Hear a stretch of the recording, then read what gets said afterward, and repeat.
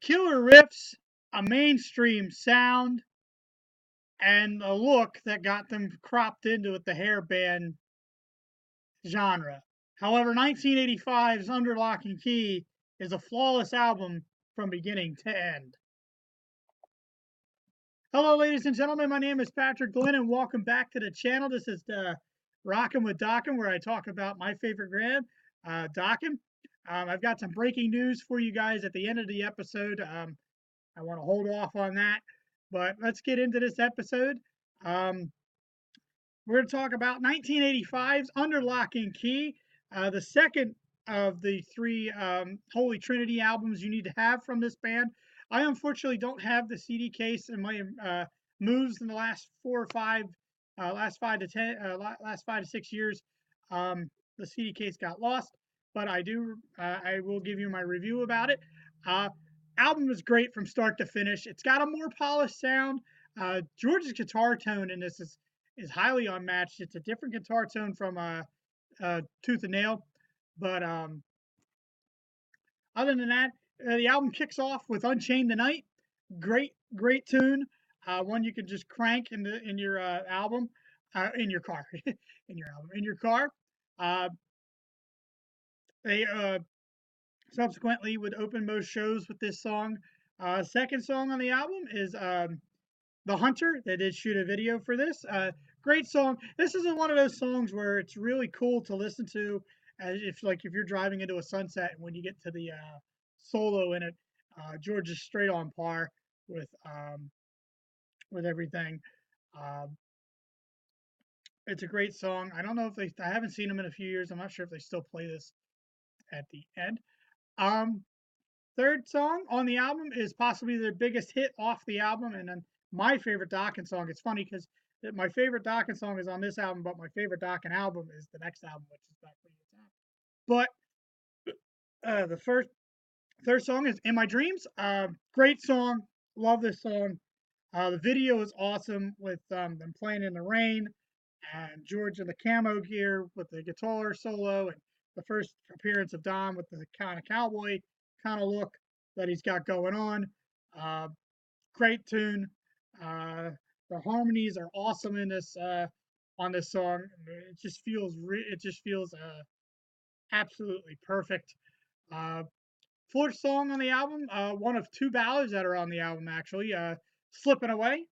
Uh, Good song.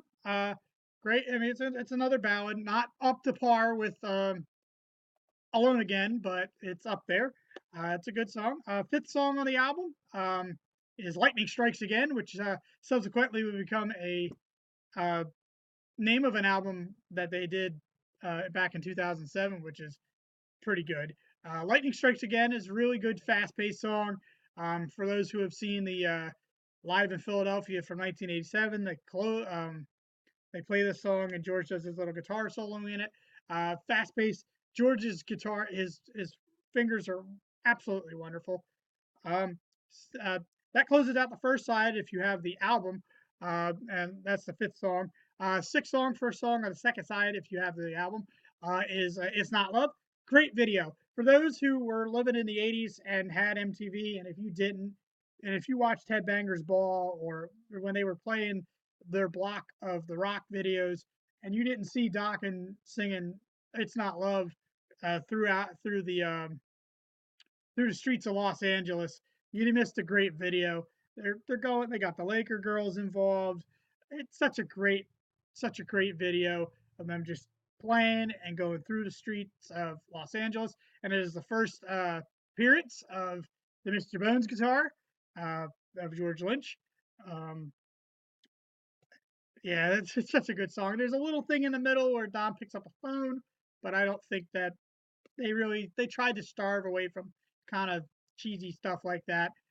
Seventh song, which is the second ballad on the album, is "Jaded Heart." Good song. Uh, Harmonies again are great on it. George's guitar solo is good. Um, None of the songs on this album are weak. It's a 5 out of 5, just like Tooth and Nail is. Eighth song is "Don't Lie to Me." Great tune, little poppy.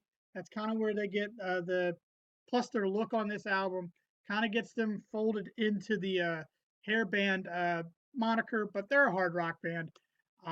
Ninth song, the great post-apocalyptic anthem, "Will the Sun Rise?"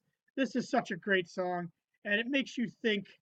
Um, will the sun rise when it's over? This was back during the height of the Cold War. Both Russia and the United States were threatening each other with the bomb. And the Dokken posted the question: will the sun rise when it's over? Will the sun rise? Again, if we blow each other up. And the final song to close out the album is "Till the Living End," another fast-paced song, another great solo in it. I love the end of the song where it stops and you can hear guitar, speaker feedback, which is really, really cool, um, which is awesome. So, had a it's a great song. It's a great album through and through. 5 out of 5. They would go on tour with Judas Priest in support of this album during Priest's Fuel for Life tour. They were doing their Turbo album at that time, and they were doing the Turbo tour, the Fuel for Life tour. So Dokken was the opening act for that. For those who have seen Heavy Metal Parking Lot, which was like a 30-minute documentary back in the 80s, that was right before a Dokken show and a pre-show back in '86. Um, this is where they shot most of the footage for the home video of Unchained Tonight, which is awesome, which I'll get into. I will go through my collection of Dokken home videos at a certain point in time. But all in all, great album. One of the second of the holy trinity of Dokken albums that you need to have in your collection if you're going to buy this. Um, Now, time for breaking news. I've been on Facebook, and apparently Mick Brown did an interview on a podcast on Spreaker called One on One with Mitch LaFon, where he said that Dokken will be doing the original group, Don, Jeff, George, and Mick, are doing 6 shows in Japan. Now, I'm guessing this is confirmed. If Mick Brown is saying it, if it's coming out of Mick Brown's mouth, uh, take it with a grain of salt. We've heard this rumor before, but until I see some clear cut evidence that something is going to happen, if it's on their website, take it with a grain of salt. There have been times in the past with uh, interviews and all that stuff. These guys have argued with each other. Take it with a grain of salt. If it turns out to be true, if Dokken releases a press release on their website, then you know it's true. I kind of think it is. If Mick wouldn't say something like this, if it wasn't true, because something's going on with. He said something about next year that since Jeff Pilsen is playing with Foreigner, he said something about Foreigner doing a reunion of the Head Games lineup with. So that could free Jeff up to do something next year.